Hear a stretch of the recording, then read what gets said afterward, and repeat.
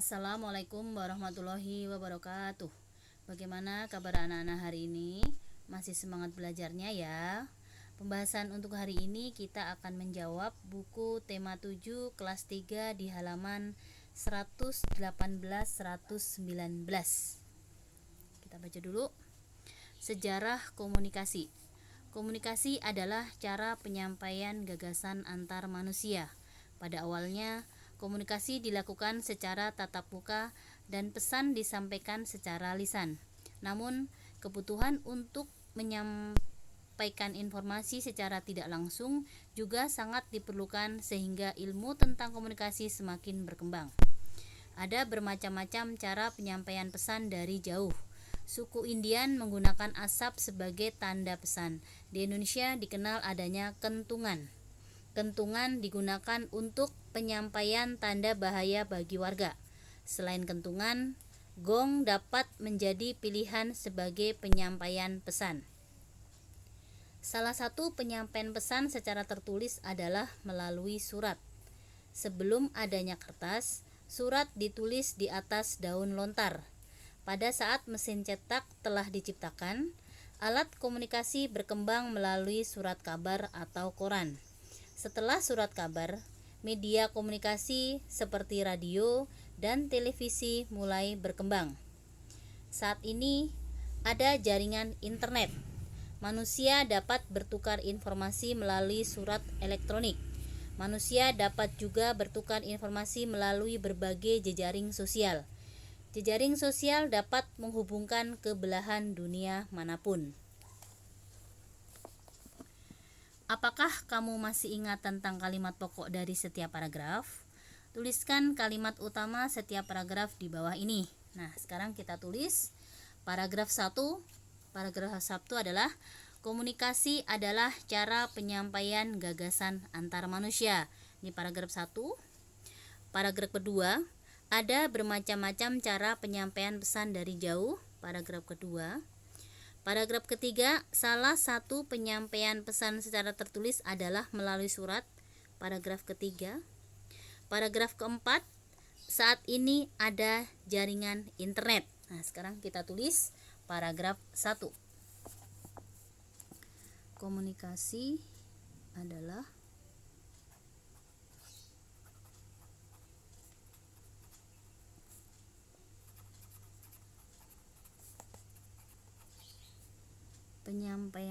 cara penyampaian gagasan antar manusia. Itu paragraf 1. Paragraf kedua, kita tulis sini aja. Ada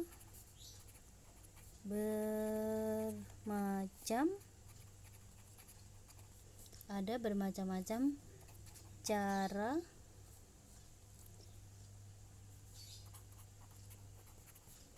penyampaian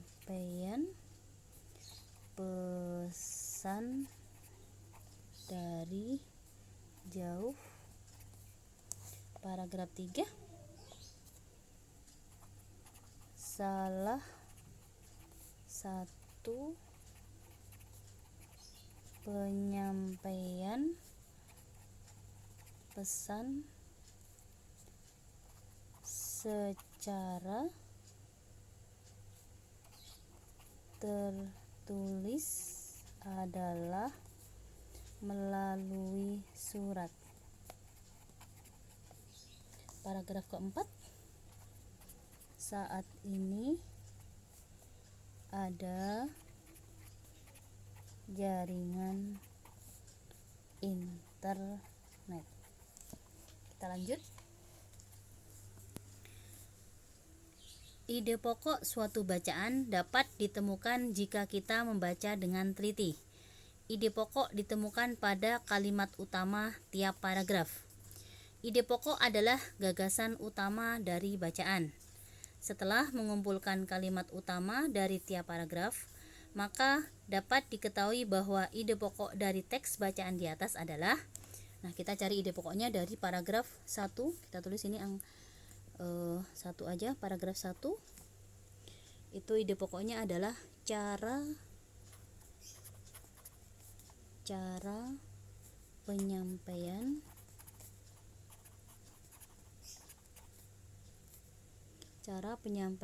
gagasan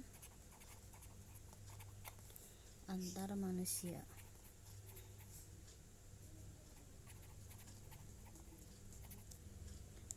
Yang kedua adalah yang paragraf kedua, macam-macam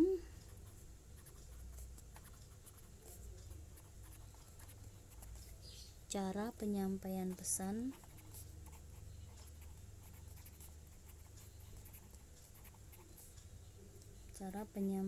pesan dari jauh. Paragraf ketiga, penyampaian pesan secara tertulis. Penyampaian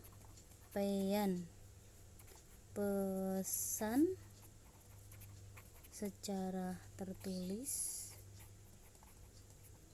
adalah melalui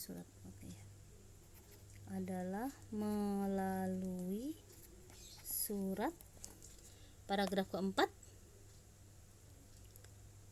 Paragraf keempat adalah manfaat jaringan internet.